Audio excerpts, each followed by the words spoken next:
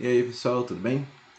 Assim como a gente discutiu o cálculo de áreas de curvas, né, de figuras não convencionais, figuras não regulares, a gente vai estender essa mesma discussão para o cálculo de volumes, tá?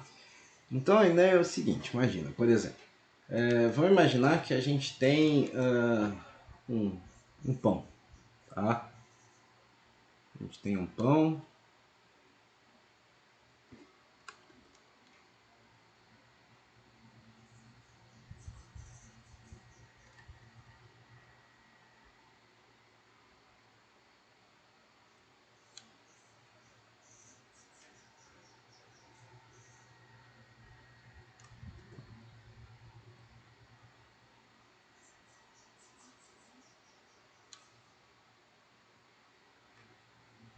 E aqui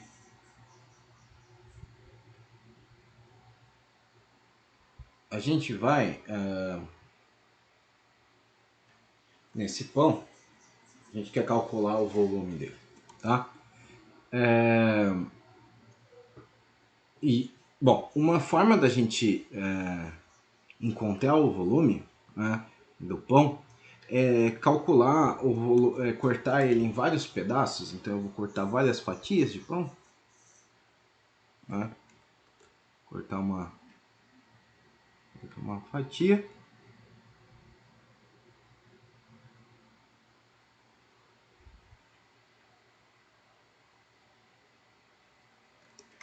Agora, bom, eu não sei desenhar isso em 3D, mas eu corto uma fatia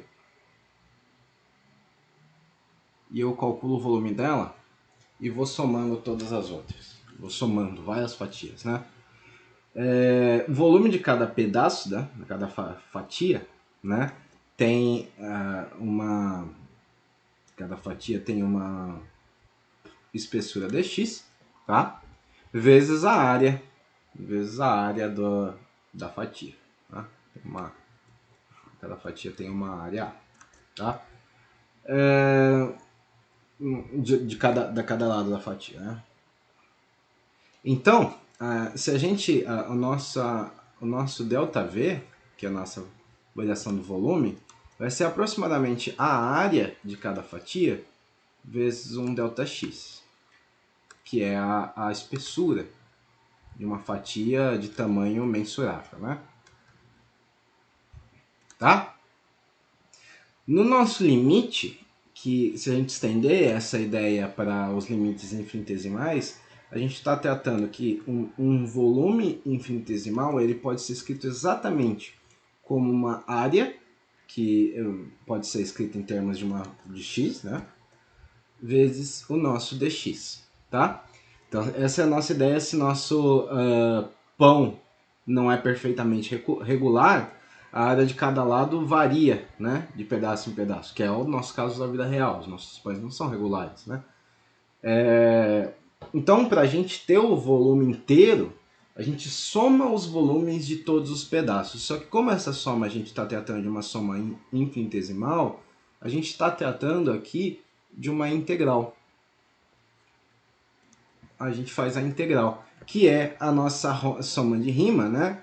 É a nossa soma de rima do tipo i indo de 1 até n, de todas as nossas áreas, vezes os nossos ΔX, na condição que o nosso ΔX é infinitesimal, tá? Cortando em n pedaços. A gente tá correlacionando essas duas coisas. Né? Essa é a ideia em cima de cortar, de somar, né? Somar volumes de pedaços para descobrir o volume do sólido inteiro, tá? Então, em teoria a gente pode tomar qualquer objeto tridimensional e estimar o nosso volume cortando ele em pedaços e adicionando o volume de cada pedaço, né? Na prática, a gente vai se concentrar exclusivamente em sólidos de revolução. Eles são formados tomando uma área, por exemplo, o arco sobre o eixo X, tá? Por exemplo, para a gente tratar um sólido de revolução, a gente tem lá o nosso gráfico, a gente tem um gráfico,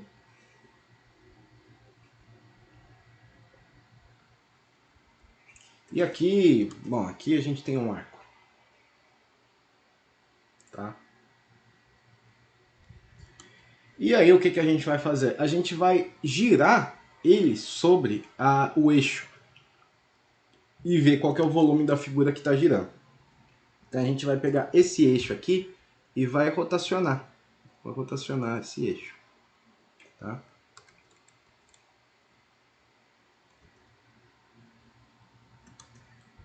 E aí vai formar uma figura tridimensional, né? E ver qual o volume dessa figura. Se a gente rodar esse arco do interior, né? A gente vai ter alguma coisa parecida com uma bola de futebol americano ou uma bola de rugby, né? A gente vai ter uma figura que ela vai ser mais ou menos assim, né?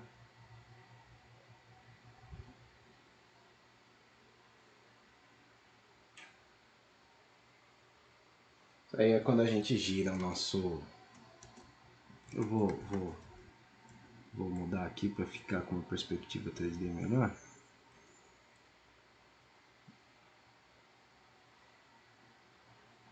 Tá? Fica alguma coisa assim, se a gente girar, né? Então, o método que a gente vai tratar aqui é o método dos discos, tá?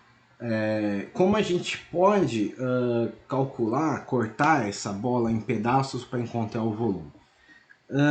A gente vai começar, né, com uma figura bidimensional, tá? Do nosso arco sobre a nossa eixo X. Então, só essa parte de cima aqui. Então, esquece todo isso aqui que eu fiz. Então, a gente tem isso aqui, tá? Então, porque a ideia porque figuras bidimensionais são muito mais fáceis de desenhar e entender que figuras tridimensionais, tá? Quando possível, a gente pode pensar em desenhar as figuras tridimensionais, mas as bidimensionais sempre são muito mais fáceis, tá? Na figura, a gente desenha um retângulo muito fino, tá? Em que a base ela anda pelo eixo X. Então, e a altura, né, vai ser a altura do arco, tá? Então, a gente vai desenhar um retângulo muito fino.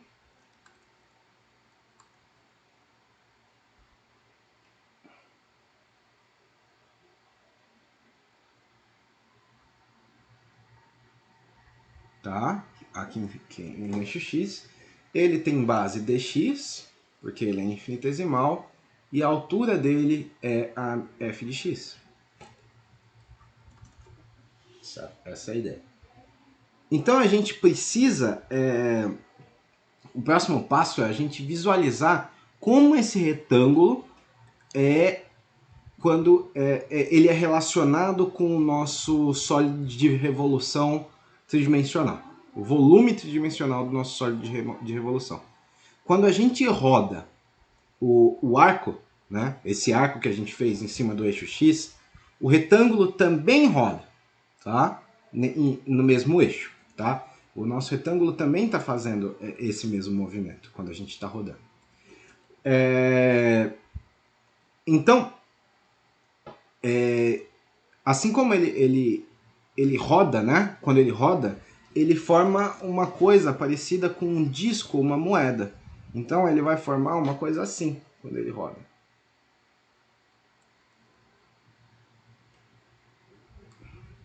Que se a gente olhar de cima, vai ser um disco. Então, vou fazer assim. Ele vai formar um disco se a gente estiver olhando a gente vai olhando nessa direção aqui, né?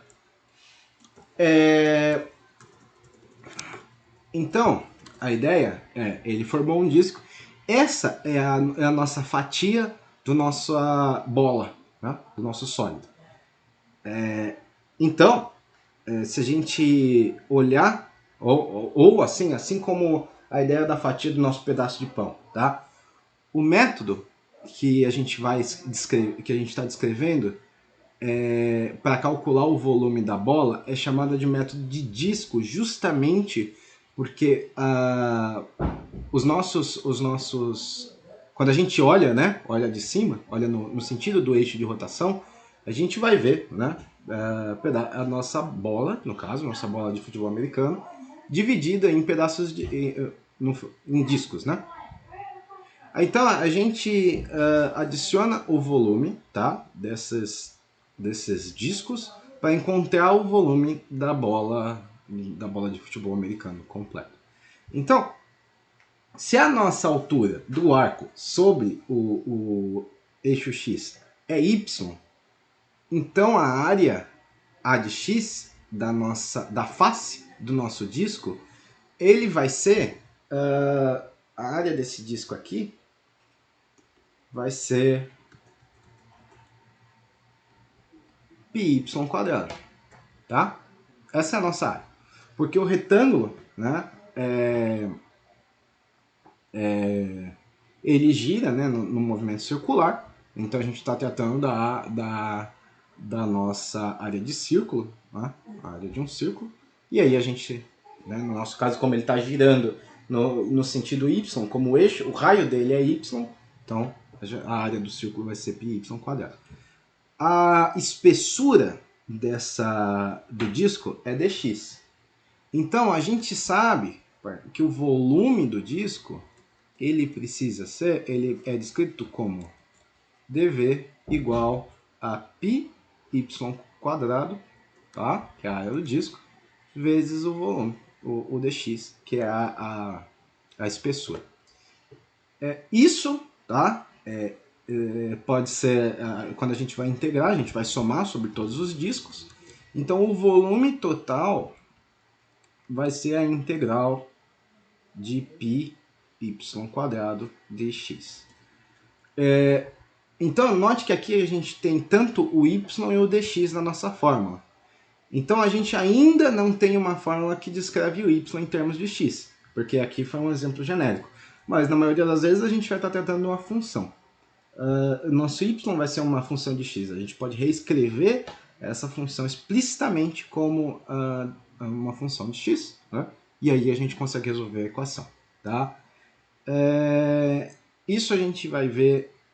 E a gente também não adicionou os limites de integração. Né? Eu não falei onde começa e onde termina a nossa figura. Isso a gente vai ver dependendo de cada situação.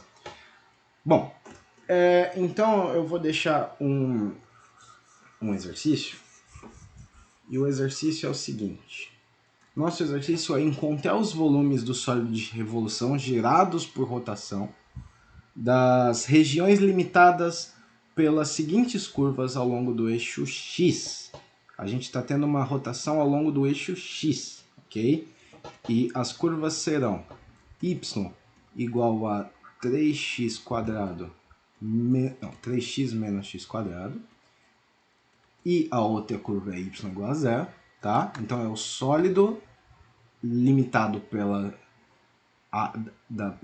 por essas duas curvas, tá? E o segundo é y igual a raiz de ax e a y igual a 0 e x igual a A, tá? Bom, era isso por hoje e até o próximo vídeo. Tchau, tchau.